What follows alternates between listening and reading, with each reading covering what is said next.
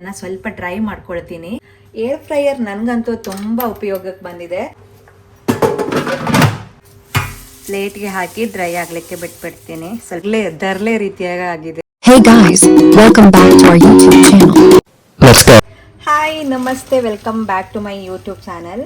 So ಇವಾಗ vlog start ಮಾಡಿದ್ದೀನಿ. ಇವಾಗ ಮಾರ್ನಿಂಗ್ 11 ಗಂಟೆ ಆಗ್ತಿದೆ. ಹಾಗೆ ನಾನಿವತ್ತು ನಿಮ್ಮ ಜೊತೆ ಶೇರ್ ಮಾಡಲಿಕ್ಕೆ ಹೊರಟಿರೋದು, ನಾನಿವಾಗ ಕಿಚನ್ಗೆ ಬಂದು ಮಸಾಲೆಗಳನ್ನೆಲ್ಲ ಹುರ್ಕೊಡ್ಲಿಕ್ಕೆ ಹೊರಟಿದ್ದೇನೆ. ಸೊ ಇವಾಗ ನಾವೆಲ್ಲ ಏನು ಮಾಡ್ತೀವಿ, ಈಸಿ ಆಗಲಿಕ್ಕೆ ಮೊದಲಿಗೆ ಮಸಾಲವೆಲ್ಲ ಹುರಿದು ಹುಡಿ ಮಾಡಿ ಇಟ್ಕೊಳ್ತೀವಿ. ಸೊ ಅದೇ ರೀತಿಯಾಗಿ ನಾನು ಇವತ್ತು ಸ್ವಲ್ಪ ಫ್ರೀ ಆಗಿದ್ದೆ, ಎಲ್ಲ ಕೆಲಸ ಮಾಡ್ಕೊಳ್ಳೋಣ ಅಂತ ಹೇಳಿ ಬಂದೆ. ಹಾಗೆ ಇವತ್ತಿನ ವಿಡಿಯೋದಲ್ಲಿ ನಾನೊಂದು super easy air fryer hack share ಮಾಡ್ತಾ ಇದ್ದೀನಿ. ನಿಜ ಹೇಳಬೇಕಂದ್ರೆ ನಾನು ಮೊದಲೇ ಮಸಾಲ ಫ್ರೈ ಮಾಡೋಕ್ಕೆ ಅಂದರೆ ಫುಲ್ ಬೇಜಾರು. ತವ ತೆಗೆದು ಗ್ಯಾಸ್ ಮುಂದೆ ನಿಂತ್ಕೊಂಡು ಮೆಣಸು, ಜೀರಿಗೆ, ಕೊತ್ತಂಬರಿ ಬೀಜ, ಕಡಲೆ ಬೀಜ ಎಲ್ಲ ಒಂದೊಂದಾಗಿ ಫ್ರೈ ಮಾಡೋದ್ರೊಳಗೆ ಸಾಕಾಗಿ ಹೋಗುತ್ತೆ. ಇವಾಗ ನಾನು ಜಾಸ್ತಿ ನಿಂತ್ಕೊಂಡು ಕೆಲಸ ಮಾಡಬೇಕಂತೇನಿಲ್ಲ, ತುಂಬ ಈಸಿಯಾಗಿ ಏರ್ ಫ್ರೈಯರಲ್ಲಿ ಕೆಲಸ ಮಾಡ್ತಾ ಇದ್ದೀನಿ. ಸೊ ಅದನ್ನು ನಿಮ್ಮ ಜೊತೆ ಶೇರ್ ಮಾಡಿಕೊಂಡ್ರೆ ನಿಮಗೂ ಕೂಡ ನಿಮ್ಮ ಮನೆಯಲ್ಲಿ ಏರ್ ಫ್ರೈಯರ್ ಇದ್ದರೆ ಟ್ರೈ ಮಾಡ್ಬೋದು. ಸೊ ಇದು ಪ್ರಮೋಷನ್ ಅಲ್ಲ, ಯಾಕಂತ ಹೇಳಿದರೆ ನನಗೆ ಏನಾದರೂ ಯೂಸ್ಫುಲ್ ಆಗಿದ್ದರೆ ಶೇರ್ ಮಾಡಬೇಕು ಅಂತ. ಸೊ ಹಾಗಾಗಿ ಇದನ್ನು ನಿಮ್ಮ ಜೊತೆ ಇವತ್ತು ಶೇರ್ ಮಾಡೋಣ ಅಂತ ಹೇಳಿ ನಾನು ಆ್ಯಕ್ಚುಲಿ ಏರ್ ಫ್ರೈಯರ್ ತೆಗೆದುಕೊಂಡಿರೋದು ಮಕ್ಕಳಿಗೆ ಏನಾದರೂ ಸ್ನ್ಯಾಕ್ಸ್ ಮಾಡಲಿಕ್ಕೆ ಅಥವಾ ಏನಾದರೂ ಸಲಾಡ್ ಮಾಡಲಿಕ್ಕೆ ಯೂಸ್ ಆಗುತ್ತೆ ಅಂತ ಹೇಳಿ. ಆಮೇಲೆ ಗೊತ್ತಾಯಿತು ಇದು ತುಂಬ ಯೂಸ್ ಆಗುತ್ತೆ ಅಂತ ಹೇಳಿ. ಸೊ ನಾನಿವತ್ತು ಡೈಲಿ ಯೂಸ್ಗೆ ಮಸಾಲೆಗಳನ್ನೆಲ್ಲ ಅದರಲ್ಲೇ ಹುರ್ಕೊಳ್ತಾ ಇದ್ದೀನಿ. ಇನ್ನು ಏರ್ ಫ್ರೈಯರ ಬೆಸ್ಟ್ ಪಾರ್ಟ್ ಏನಪ್ಪ ಅಂತ ಹೇಳಿದರೆ, ನಾನು ಅಲ್ಲಿ ನಿಂತ್ಕೊಂಡು ಕಾಯಬೇಕಾಗಿಲ್ಲ. ಅದು ಫ್ರೈ ಆಗ್ತಿರುವಾಗ ನಾನು ಬೇರೆ ಕೆಲಸ ಕೂಡ ಮಾಡ್ಕೊಳ್ಬೋದು. ಕಿಚನ್ ಕ್ಲೀನ್ ಮಾಡ್ಬೋದು ಅಥವಾ ಬೇರೆ ಅಡುಗೆ ರೆಡಿ ಮಾಡ್ಬೋದು. ಲಿಟ್ರಲಿ ಟೈಮ್ ಸೇವ್ ಆಗುತ್ತೆ ಗೊತ್ತಾ. ಮತ್ತು ಇದರಲ್ಲಿ ಫ್ರೈ ಆದಮೇಲೆ ಮಸಾಲೆ ಒಂಥರ ಸ್ಮೆಲ್ ಬರುತ್ತೆ, ತುಂಬ ನೀಟಾಗಿ ಫ್ರೈ ಆಗುತ್ತೆ. ಸಣ್ಣ ಸಣ್ಣ ಕಿಚನ್ ಹ್ಯಾಕ್ಸ್ ಕೂಡ ನಮಗೆ ಎಷ್ಟು ಕೆಲಸ ಈಸಿ ಮಾಡುತ್ತೆ ಅಲ್ವಾ. ಹಾನೆಸ್ಟ್ಲಿ ಹೇಳಬೇಕಂತ ಹೇಳಿದರೆ ಇದನ್ನು ಯೂಸ್ ಮಾಡಲಿಕ್ಕೆ ಸ್ಟಾರ್ಟ್ ಆಗಿದ ಮೇಲೆ ನನಗೆ ಕೆಲಸ ತುಂಬ ಕಡಿಮೆ ಅಂತ ಹೇಳ್ಬೋದು. ಸೊ ಬೇಸಿಗೆ ಬಂತಂತ ಹೇಳಿದರೆ ಬಿಸಿಲಲ್ಲೂ ಕೂಡ ಒಣಗಿಸಿ ನಾವು ಫ್ರೈ ಮಾಡ್ಕೊಳ್ಬೋದು, ಈಸಿ ಆಗುತ್ತೆ. ಇದು ಮಳೆಗಾಲದಲ್ಲೂ ಕೂಡ ಯೂಸ್ ಆಗುತ್ತೆ ಗೊತ್ತಾ. ಇನ್ನು ಬೇವಿನ ಸೊಪ್ಪುಗಳು, ನುಗ್ಗೆ ಸೊಪ್ಪು ಎಲ್ಲವನ್ನು ನಾನು ಇದರಲ್ಲೇ ಫ್ರೈ ಮಾಡ್ಕೊಳ್ತೀನಿ. ಎಲ್ಲವನ್ನು ಒಂದೊಂದಾಗಿ ಶೇರ್ ಮಾಡ್ತೀನಿ ನಿಮ್ಮ ಜೊತೆ. ಸೊ ನೀವು ಕೂಡ ಇಂಥ ಈಸಿ ಕಿಚನ್ ಹ್ಯಾಕ್ಸ್ ಯೂಸ್ ಮಾಡ್ತಿದ್ದೀರಾ ಅಂತ ಹೇಳಿದರೆ ಕಮೆಂಟ್ ಮಾಡಿ. ಮತ್ತು ಇನ್ನಷ್ಟು ಯೂಸ್ಫುಲ್ ಹ್ಯಾಕ್ಸ್ ಬೇಕಂದರೆ ಫಾಲೋ ಮಾಡೋದನ್ನು ಮಾತ್ರ ಮರಿಬೇಡಿ. ಸೊ ಬನ್ನಿ ಇವಾಗ ಯಾವ ರೀತಿಯಾಗಿ ಫ್ರೈ ಆಗ್ತಿದೆ, ನಾನೇನೆಲ್ಲ ಫ್ರೈ ಮಾಡ್ಕೊಂಡಿದ್ದೇನೆ, ಹಾಗೆ ಇದರ ಪ್ರಯೋಜನ ಏನು ಅನ್ನೋದನ್ನು ನೋಡಿ.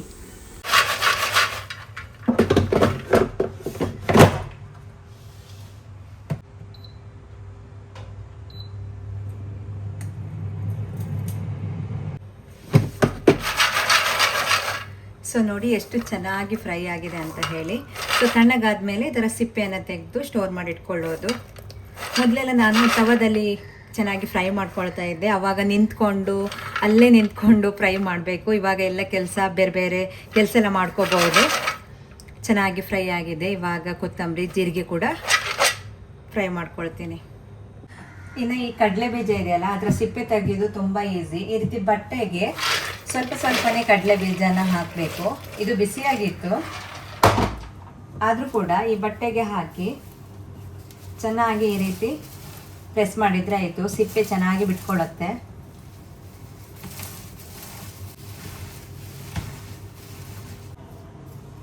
ನೋಡಿ ಚೆನ್ನಾಗಿ ಬಿಟ್ಕೊಳ್ತಾ ಬರುತ್ತೆ ಅದು. ಇದೇ ರೀತಿ ಎಲ್ಲದರ ಸಿಪ್ಪೆನ ತೆಗೆದುಕೊಂಡ್ರೆ ಆಯಿತು. ಸೊ ಇವಾಗ ಜೀರಿಗೆನ ಫ್ರೈ ಮಾಡ್ಕೊಳ್ಳೋಣ ಅಂತಂದರೆ ಒಮ್ಮೆಲೆ ಎಲ್ಲ ಕೆಲಸ ಮಾಡಿಬಿಟ್ರೆ ಈಸಿಯಾಗಿಬಿಡತ್ತೆ. ಒನ್ ಡೇ ಫುಲ್ಲು ಗ್ರೋಸರಿಯನ್ನು ಈ ರೀತಿ ಎಲ್ಲ ಪ್ರಿಪೇರ್ ಮಾಡಿಟ್ಕೊಂಡ್ರೆ ಕೆಲಸ ತುಂಬ ಈಸಿ.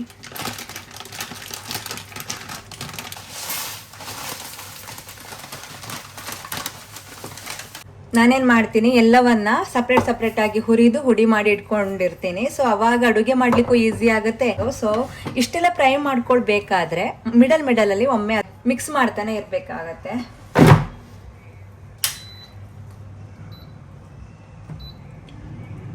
ಅವಾಗ ಓಪನ್ ಮಾಡಿ ನೋಡ್ತಾ ಇರಬೇಕು. ಇದ್ರೆ ಇನ್ನೊಂದು ಸ್ಪೆಷಾಲಿಟಿ ಏನಪ್ಪ ಅಂತ ಹೇಳಿದರೆ, ಇವಾಗ ನಾನು ಫ್ರೈ ಮಾಡ್ಲಿಕ್ಕೆ ಇಟ್ಟಿದ್ನಲ್ಲ, ಹೊರಗಡೆ ಸ್ಮೆಲ್ ಬಂದ್ಬಿಡತ್ತೆ. ಅದು ಫ್ರೈ ಆಗ್ತಾ ಇದ್ರೆ ಚೆನ್ನಾಗಿ ಸ್ಮೆಲ್ ಬಂದ್ಬಿಡತ್ತೆ. ಆವಾಗಲೇ ಗೊತ್ತಾಗುತ್ತೆ ಸೊ ಇದು ರೋಸ್ಟ್ ಆಗಿದೆ ಅಂತ ಹೇಳಿ. ಸೊ ಅವಾಗ ಇದನ್ನು ಓಪನ್ ಮಾಡಿ ಒಮ್ಮೆ ಮಿಕ್ಸ್ ಮಾಡಿದರೆ ಆಯಿತು. ನಾನು ತುಂಬ ಜಾಸ್ತಿನೇ ಹಾಕಿದ್ದೆ, ಆದರೂ ಪರವಾಗಿಲ್ಲ, ಎಲ್ಲ ಒಟ್ಟಿಗೆ ಹೀಟ್ ಆಗಿಬಿಡುತ್ತೆ. ಒಂದು 5ರಿಂದ 10 ನಿಮಿಷ ಇದನ್ನು ಹಾಗೆ ಬಿಟ್ಟರೆ ಚೆನ್ನಾಗಿ ಇದು ರೋಸ್ಟ್ ಆಗಿ ಫ್ರೈ ಆಗಿಬಿಡುತ್ತೆ. ಸೊ ಒಮ್ಮೆ ಮಿಕ್ಸ್ ಮಾಡಿ ಇದನ್ನು ಮತ್ತೆ ನಾನು 5 ನಿಮಿಷ ಫ್ರೈ ಮಾಡ್ಕೊಳ್ತೀನಿ.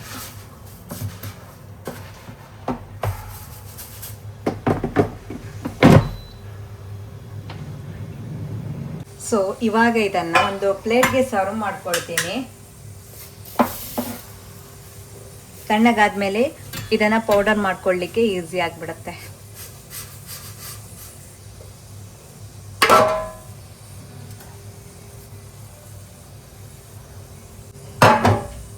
ಇವಾಗ ಕೊತ್ತಂಬರಿ ಬೀಜ, ಇದನ್ನು ಸ್ವಲ್ಪ ಜಾಸ್ತಿ ಫ್ರೈ ಮಾಡಬೇಕಾಗತ್ತೆ. ಸೊ ಹಾಗೆ ಒಣಮೆಣಸು ಕೂಡ ಇದರಲ್ಲೇ ಫ್ರೈ ಮಾಡ್ಕೋಬೇಕು. ಅದು ತಂದಿದ್ದಿಲ್ಲ, ನಾಳೆ ಅದನ್ನು ಫ್ರೈ ಮಾಡ್ಕೊಳ್ಳೋಣ ಅಂದ್ಕೊಂಡಿದ್ದೀನಿ.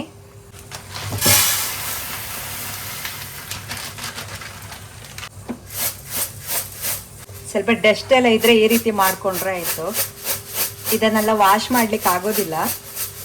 ಸೊ ಈಗ ಮಾಡಿದರೆ ಅದು ಮೇಲ್ಗಡೆ ಬಂದ್ಬಿಡತ್ತೆ. ಸೊ ನೋಡಿ, ಈ ಥರ ಹೇಗೆ ಈ ರೀತಿ ಎಲ್ಲ ಕಸ ಇದೆಲ್ಲ ಮೇಲ್ಗಡೆ ಬಂದ್ಬಿಡತ್ತೆ.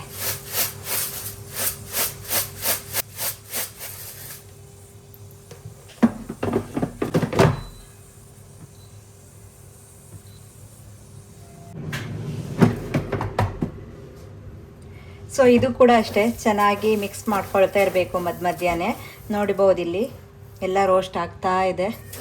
ಆವಾಗ ಗ್ರೀನ್ ಕಲರ್ ಇತ್ತು, ಇವಾಗ ಸ್ವಲ್ಪ ಬ್ರೌನ್ ಶೇಡಿಗೆ ಬಂದಿದೆ. ಇದೇ ರೀತಿಯಾಗಿ ನಾವೇನಾದರೂ ಡ್ರೈ ಆಗಿ ಹುರ್ಕೊಳ್ಳೋದಾದರೆ ತುಂಬ ಈಸಿ ಆಗುತ್ತೆ. ಸೊ ಎಲ್ಲವನ್ನು ಹುರಿದು ಹುಡಿ ಮಾಡ್ಕೊಳ್ಳೋದು.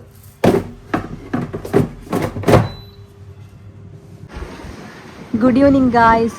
ಏನು ಗೊತ್ತಾ, ಇವಾಗ ಮಳೆ ಬರೋ ಚಾನ್ಸಸ್ ಇದೆ. ಹೊರಗಡೆ ವೆದರ್ ಯಾವ ರೀತಿ ಆಗಿದೆ ಅಂತ ಹೇಳಿದರೆ 3:30 ಆಗ್ತಾ ಇದೆ ಮಧ್ಯಾಹ್ನ. ಮಳೆ ಬರ್ಬೋದು ಅಂತ ಅನ್ನಿಸ್ತಾ ಇದೆ.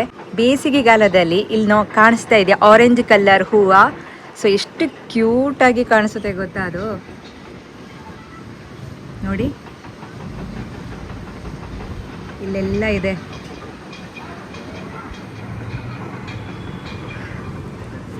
ಎಷ್ಟು ಚೆನ್ನಾಗಿದೆ ಅಲ್ವಾ. ನನಗೆ ಈ ರೀತಿ ವೆದರ್ ಅಂದರೆ ತುಂಬ ತುಂಬ ಇಷ್ಟ ಆಗಿಬಿಡುತ್ತೆ. ಮೊಬೈಲ್ ಹಿಡ್ಕೊಂಡು ನಿಂತ್ಕೊಂಡು ಬಿಡ್ತೀನಿ ಈ ಥರ ಎಲ್ಲ ಇದ್ದರೆ. ಸೊ ಮಳೆ ಬಂದ್ರಂತೂ ತುಂಬ ಚೆನ್ನಾಗಿರುತ್ತೆ ಗೊತ್ತಾ. ಸೊ ಮಕ್ಕಳು ಊರಲ್ಲಿದ್ದಾರೆ, ಬಟ್ ಅವ್ರು ಶೂ ಎಲ್ಲ ವಾಶ್ ಮಾಡಲಿಕ್ಕಿತ್ತು. ಎಲ್ಲ ಕೆಲಸ ಮಾಡ್ಕೊಳ್ತಾ ಇದ್ದೀನಿ, ಸಣ್ಣ ಪುಟ್ಟ ಕೆಲಸ. ಯಾಕಂದರೆ ಇವಾಗ ನಾನು ಒಬ್ಬಳೇ ಇದ್ದೀನಲ್ವಾ. ಸೊ ಹಾಗಾಗಿ ಎಷ್ಟು ಕೆಲಸ ಸಾಧ್ಯನೋ ಅಷ್ಟು ಮಾಡ್ಕೊಳ್ಳೋಣ ಅಂದ್ಕೊಂಡಿದ್ದೀನಿ. ಬೋರಿಂಗ್ ಆಗಬಾರ್ದು, ಹುಡ್ಕೊಂಡು ಕೆಲಸ ಮಾಡಬೇಕು ಅನ್ನೋದು ನನ್ನ ಒಂದು ಏನಂತಾರೆ ಗೊತ್ತಿಲ್ಲ, ಏನೋ ಮೆಸೇಜ್ ಮಾಡಿ.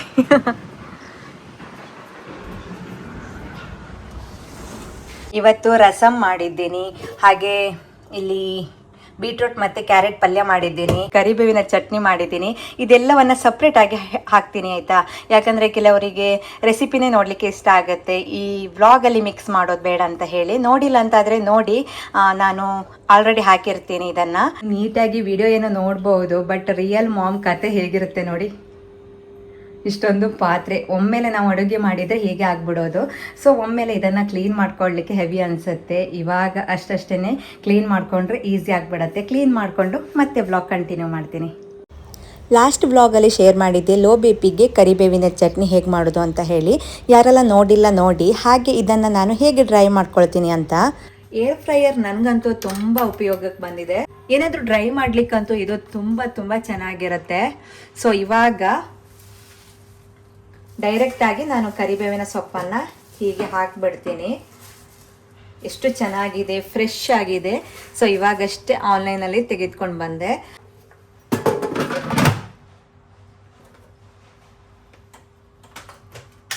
ತುಂಬ ಜನ ಈ ಏರ್ ಫ್ರೈಯರ್ ಬಗ್ಗೆ ಕೇಳ್ತಾ ಇದ್ರು, ತುಂಬ ಜನ ಮೆಸೇಜ್ ಕೂಡ ಮಾಡಿದರು. ಸೊ ತುಂಬ ಯೂಸ್ಫುಲ್ ಇದೆ.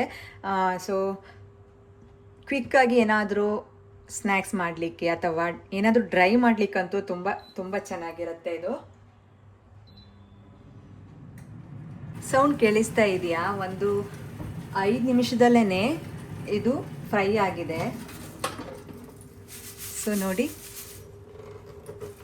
ಅಲ್ಲಿ ಆ ಕಡೆ ಹಾರ್ತಾ ಇದೆ, ತುಂಬ ಸೌಂಡ್ ಆಗ್ತಾ ಇತ್ತು. ಏನಪ್ಪ ಅಂತ ನೋಡಿದರೆ ಎಷ್ಟು ಚೆನ್ನಾಗಿ ಇದು ನೋಡಿ ಫ್ರೈ ಆಗಿಬಿಟ್ಟಿದೆ. ಸೌಂಡ್ ಕೇಳಿಸ್ತಾ ಇದೆಯಾ? ಇಷ್ಟು ಸಾಕು.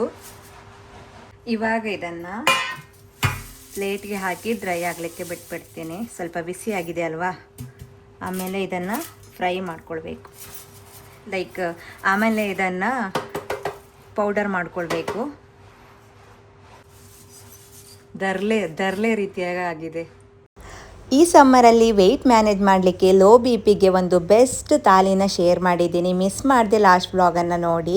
ಸೊ ಹಾಗೆ ನಾನು ಇವತ್ತು ವ್ಲಾಗ್ ಶೇರ್ ಮಾಡ್ತಾ ಇರೋದ್ರಿಂದ ನಿಮ್ಮ ಜೊತೆ ಇದನ್ನು ಶೇರ್ ಮಾಡಿದ್ದು. ಸೊ ಒಂದಿಷ್ಟು ಪಾತ್ರೆಗಳಿತ್ತು, ಎಲ್ಲ ವಾಶ್ ಮಾಡ್ಕೊಂಡಿದ್ದೀನಿ. ಬೇಗ ಎಲ್ಲ ಒರೆಸಿ ಒಳಗಡೆ ಇಟ್ಬಿಟ್ರೆ ಕೆಲಸ ಎಲ್ಲ ಮುಗಿಯುತ್ತೆ. ಸೊ ಇವಾಗ ಸ್ವಲ್ಪ ಹೊರಗಡೆ ಹೋಗ್ಲಿಕ್ಕೆ ಉಂಟು. ಯಾಕೆ ಅಂತ ಶೇರ್ ಮಾಡ್ತೀನಿ. ಸ್ವಲ್ಪ ಶಾಪಿಂಗ್ ಎಲ್ಲ ಇತ್ತು, ಹೋಗಬೇಕು ಅಂತ ಅಂದ್ಕೊಂಡ್ರೆ ಹೋಗ್ಲಿಕ್ಕೆ ಆಗಲಿಲ್ಲ. ಸೊ ಈವ್ನಿಂಗ್ ನಾನು ವಾಕಿಂಗ್ ಮುಗಿಸಿ ಮನೆಗೆ ಬರುವಾಗ ಮೆಟ್ರೋ ಹೇಗೆ ಕಾಣಿಸ್ತಿದೆ ಅಲ್ವಾ, ಎಷ್ಟು ಕ್ಯೂಟ್. ಇನ್ನು ನಾವು ಬರಬೇಕಾದ್ರೆ ಸ್ವಲ್ಪ ಹೂವನ್ನೆಲ್ಲ ತೆಗೆದುಕೊಂಡು ಬಂದು ಮನೆಯಲ್ಲಿ ಮಾಲೆ ಮಾಡಿ ದೇವರಿಗೆ ಹಾಕ್ತೀವಿ. ಸೊ ಸ್ವಲ್ಪ ಹೂವನ್ನೆಲ್ಲ ತೆಗೆದುಕೊಂಡು ಬಂದಿದ್ವಿ. ಮತ್ತು ನಾನು ವ್ಲಾಗನ್ನು ನಾಳಿನೇ ಕಂಟಿನ್ಯೂ ಮಾಡ್ತೀನಿ, ಪೂಜಾ ಸೊ ಶಾಪಿಂಗ್ ಏನೆಲ್ಲ ಮಾಡಿದ್ದೆ ಅಂತ ಹೇಳಿ. ಸೊ ಇವತ್ತಿನ ಈ ಪುಟ್ಟ ವಿಡಿಯೋನ ಇಲ್ಲಿಗೆ ಎಂಡ್ ಮಾಡ್ತೀನಿ. ಯಾರಿಗೆಲ್ಲ ನನ್ನ ವಿಡಿಯೋ ಇಷ್ಟ ಆದರೆ ಪ್ಲೀಸ್ ಲೈಕ್ ಮಾಡಿ. ಮುಂದಿನ ವಿಡಿಯೋದಲ್ಲಿ ಮತ್ತೆ ಸಿಗೋಣವಾ? ಅಲ್ಲಿ ತನಕ ಎಲ್ರಿಗೂ ಬಾಯ್ ಬಾಯ್.